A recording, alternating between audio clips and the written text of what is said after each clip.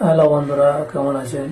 আজকে দেখাবো blow horn আর horn মারো এগুলো যে ব্যাক সাইডে লেখে কাটিং করে কিভাবে লেখা হয়, আর আমরা কিভাবে লিখি করছি। দেখুন সুন্দরভাবে। প্রথমত তিনটে কালার করতে হবে, যে কোনো টিপ থেকে লাইট কালার করতে হবে। আমি করেছি এটা সবুজ, হলুদ আর সাদা। করতে হবে, চারিদিকে বক্স করে নেবেন। বক্স করে নেওয়ার মিডিল পয়েন্ট কাটবো, তারপরে চারটা ভাগ করে নেবো। লিখবো এম, লিখবো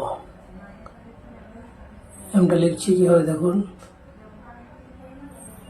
এম এ কোনগুলো কাটিং সুন্দরভাবে করতে হবে, এ করলাম। আর কোনগুলো ভালো করে কাটিং করতে হবে, তারপরে লেখার গেট আপ টানতে হবে, যে কীভাবে আরটা হবে সেভাবে করতে হবে।